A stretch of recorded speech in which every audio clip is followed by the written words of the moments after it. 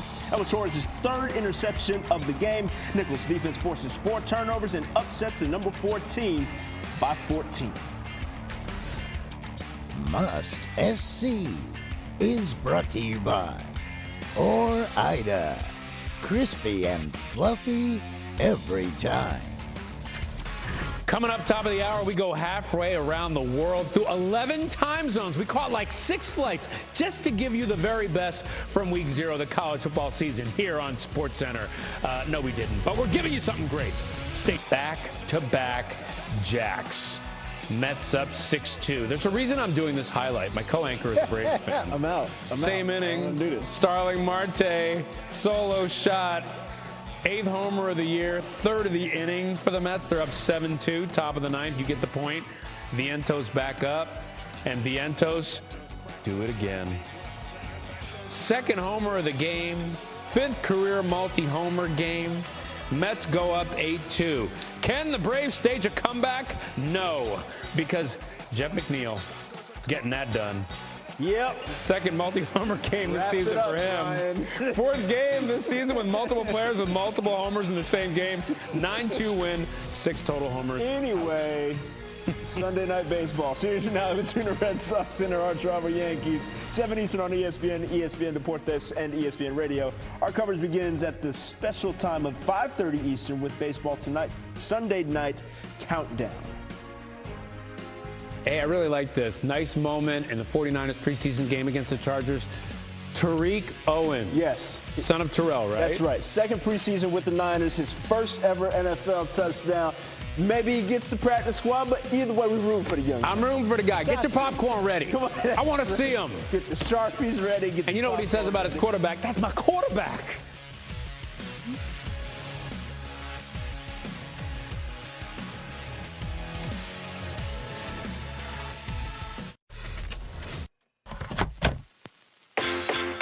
It's time to blow out the candle.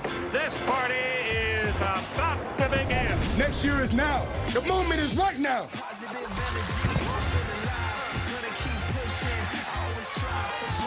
What a catch! Unreal! We back! This is SportsCenter. Show you right. What's good? Law offices of Smith and Scales holding you down. He's the actual lawyer, to be clear. Anyway, college football is back, baby. And as is customary, Ryan Smith, yes, it was chaos out the gate. Oh, I don't object to that. Iowa State and K-State looking to make their opening statement in the Big 12. But closing arguments in the Big Smoke, pretty dang good. Enough lawyer talk. Over to Dublin. College football finally kicking off. Number 22, Iowa State.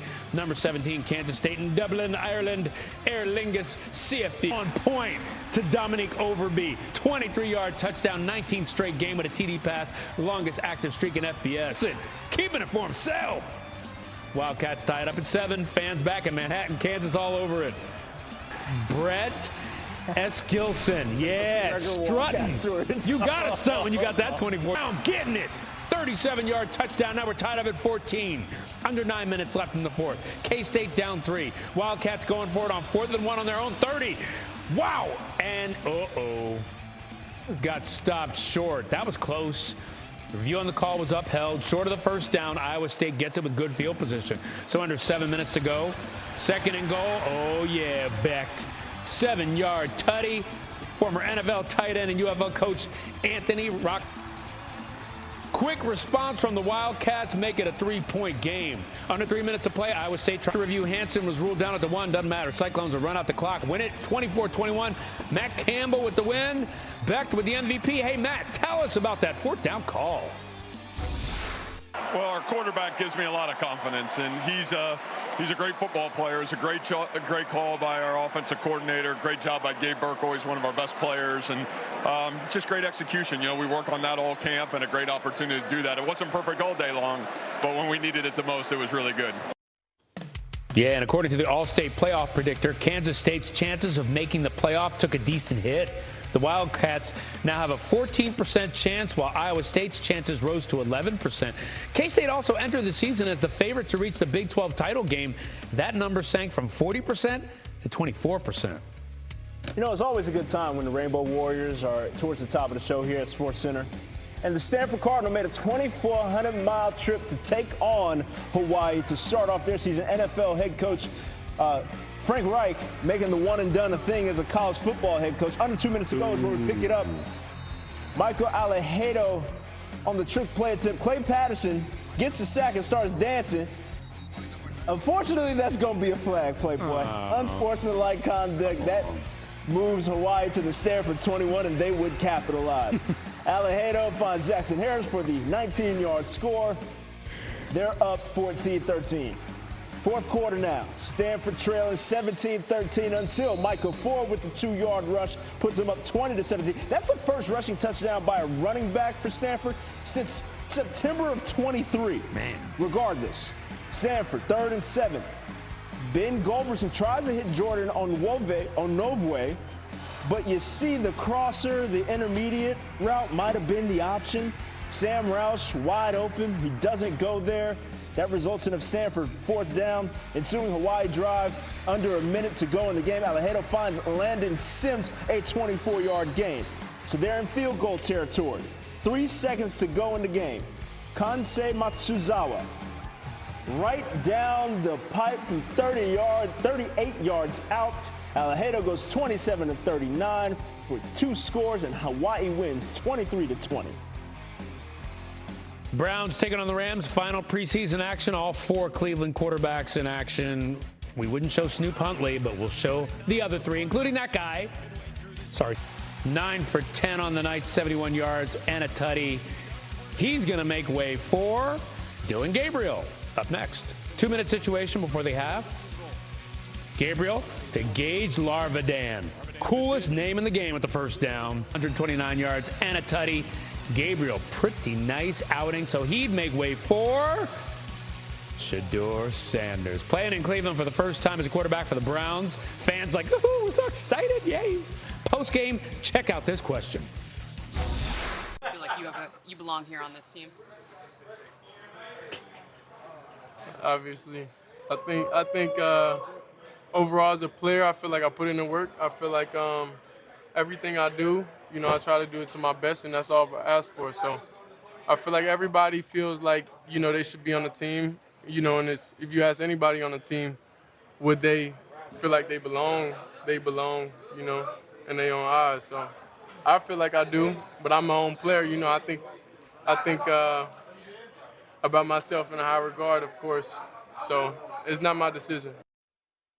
We welcome in Herm Edwards to break it all down. Okay, so Herm, got a crowded quarterback room over there in Cleveland. You got Joe Flacco as the Week 1 starter. Now with the preseason wrapped, how should their quarterback depth chart shake out?